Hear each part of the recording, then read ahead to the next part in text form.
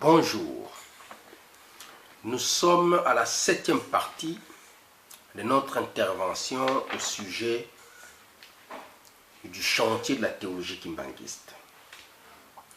Nous disions que pour être scientifique, rationnel, réel et universel, le kimbanguisme doit être identique, réciproque et respecter le principe du tiers-esprit. Le kimbanguisme doit être identique avec lui-même. Il ne peut être changeable en 1921, en 1959, en 1992, en 2001, en 2014. Le kimbanguisme doit demeurer invariable dans les temps et dans l'espace. Parce que Dieu est invariable dans les temps et dans l'espace.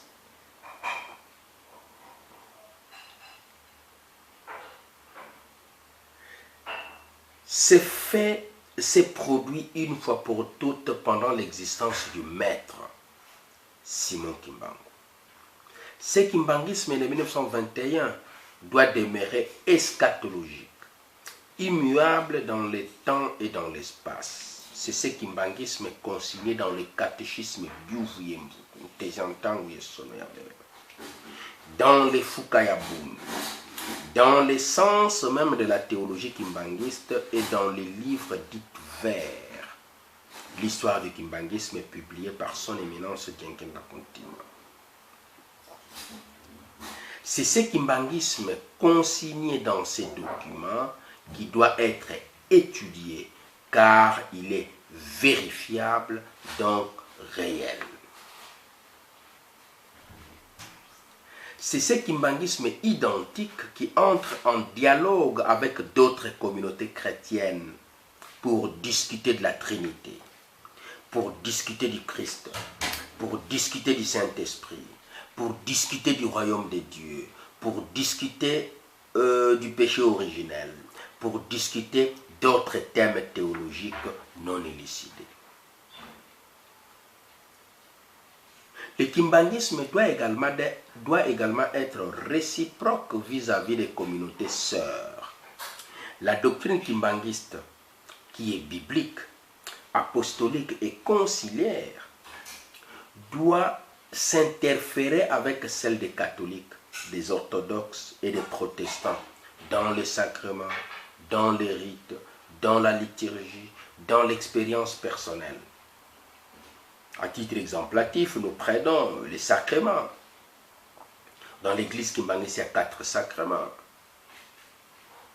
Le baptême, l'Eucharistie, l'ordination et le mariage.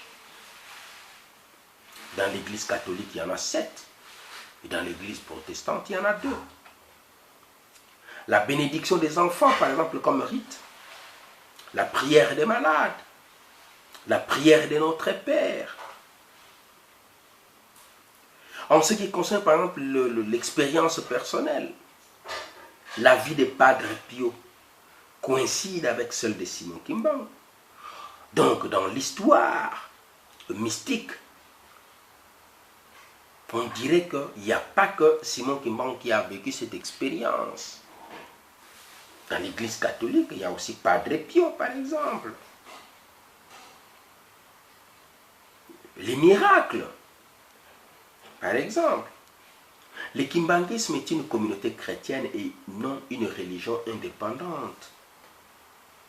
En singulière mission de sauvetage d'un seul peuple, comme cherchent à le faire croire bien des gens, bien des chercheurs. Il ne peut être à la fois une église et une religion indépendante. Simon Kimbangu ne peut pas être à la fois envoyé de notre Seigneur Jésus-Christ et sauveur des Noirs, seulement en parallèle avec le même Jésus-Christ qui est le sauveur de l'humanité tout entière. Libérateur donc des Noirs, des Blancs, des Jaunes, des Arabes, des Piques, et que sais-je encore. Simon Kimbangu doit être l'un ou l'autre, non les deux à la fois, pour être réel et rationnel. Or, la réalité est qu'il se réclame l'envoyé de notre Seigneur Jésus-Christ. Le kimbanguisme comme ensemble des enseignements et actes de Simon Kimbangu est donc réel et donc rationnel, par conséquent universel, étant donné que ce Simon Kimbangu a existé physiquement, a enseigné et a posé des actes.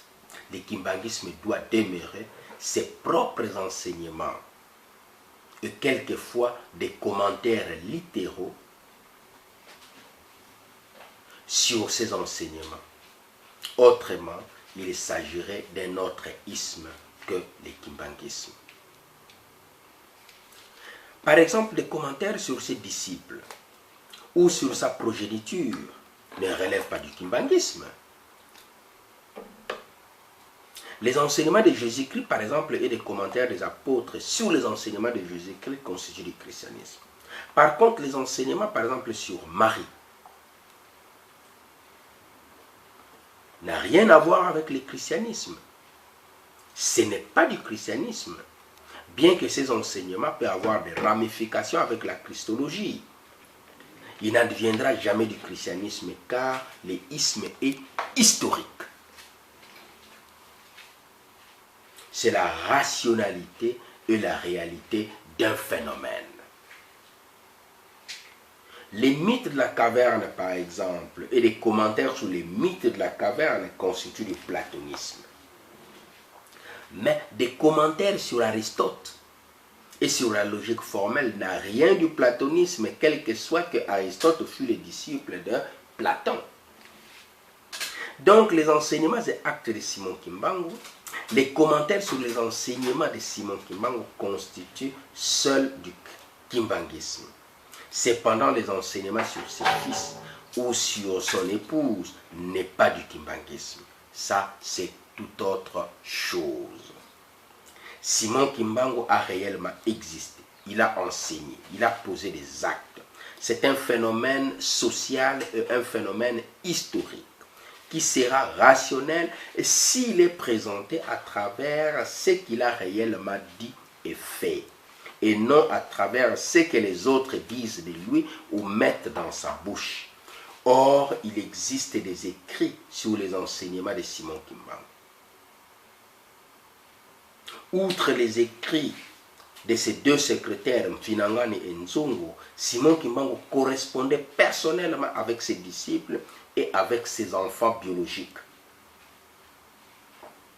D'ailleurs, une partie de sa jeunesse est consignée dans les annales protestantes de Gombe Lutete et dans des actes du tribunal de Mbanza-Ngungu. En 1915, par exemple, Simon Kimbangu est baptisé à la rivière Tombe, puis marié religieusement par le révérend pasteur Jennings à la mission baptiste de Gombe Lutete. Ces actes restent consignés dans les livres d'or de cette mission baptiste. Également en tant que catéchiste. En 1921, Simon Kimbangu est arrêté par les officiers Léon Morel et Snock et jugé par les juges de Rossi. Les procès verbal établis à cet effet est consigné dans les folios de la justice militaire de Mbanza-Ngungu existe. Cette arrestation s'ensuit du fait de la vocation de Simon Kimbangu qui prêcha, guérit des infirmités, ressuscita les morts, fit parler les muets, fit voir les aveugles, fit entendre les sourds. Et Mfinangani et Nzungu ont immortalisé dans la littérature et tous ces actes, tous les discours de Simon Kimbangu. Quoique ces écrits restent confisqués jusqu'à ce jour par les autorités belges. En 1944, Simon Kimbangu écrivit un testament qu'il adressa à son fils Diangenda Kuntima pour la direction de l'Église. En 1946, Il écrivit également répondant aux préoccupations ayant trait à la célébration des sacrements et des rites dans l'église kimbanguiste. D'ailleurs, à titre historique, c'est Samuel Diakano que Simon Kimbangu utilisait comme facteur pour faire des va-et-vient Nkamba Lubumbashi Nkamba, pour transporter des lettres, pour transporter des courriers. En 1951, Simon Kimbangu est admis à l'hôpital de Lubumbashi avec établissement des fiches médicales, des suites d'une dysenterie amibienne de laquelle il mourut 8 jours plus tard. Et il sera enterré au cimetière après enregistrement au service d'inhumation. Un acte de décès lui a été établi à cet effet pour faire foi. Pour sa réalité et pour sa rationalité, Simon Kimbangu ne manque que 2 documents historiques en corrélation avec son histoire. Un extrait d'acte de naissance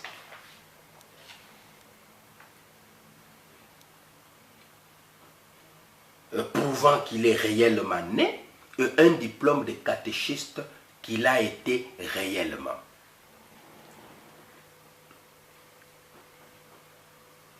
Toutefois, mentionnons qu'en 1887,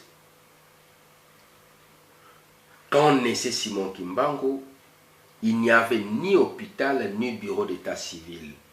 Même si hôpital il y avait, les Noirs à la matinée de la colonisation avaient tellement peur des Blancs qu'ils ne pouvaient se confier à eux pour la maternité. Donc, il s'avérait normal que Simon Kimbangu manque d'attestation de naissance. Pour rendre rationnelle cette réalité Simon Kimbangu, les pionniers du kimbanguisme ont rédigé un catéchisme Biuvuyembu, en 1957. Ils ont élaboré la liturgie de l'église d'Ifukayabund en 1959. Ils ont initié une naissance de la théologie kimbanguiste en 1970. Tous ces documents ont été mis au point pour éviter qu'on spécule sur le kimbanguisme, pour empêcher qu'on aliénât le kimbanguisme. De ce qui précède, je vous confirme que tout enseignement ou commentaire conçu en dehors de ces rationalités et réalités présentées si haut, dont je viens de vous parler, reste falsification pure et simple de l'histoire. L'humanité doit évoluer assurément. Chaque génération est contrainte de participer à cette construction en léguant l'héritage reçu des aînés aux générations futures, en gardant l'authenticité de l'histoire et du message reçu. Mais cela doit se faire dans la discipline, dans le respect de l'approche épistémologique.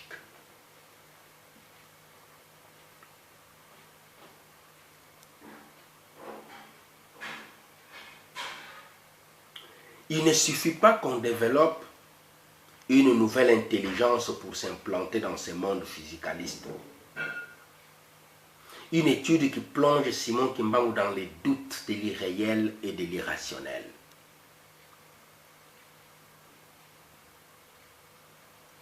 Nous devons respecter les principes qui existent déjà pour l'intelligence.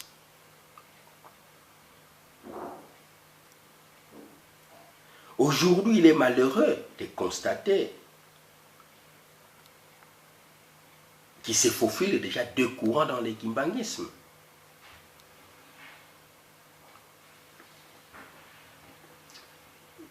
Les courants ecclésial, si vous voulez, c'est-à-dire les courants qui considèrent Simon Kimbangu comme l'envoyé de notre Seigneur Jésus-Christ, par conséquent la 3e personne de la Trinité, et le courant religieux messianique.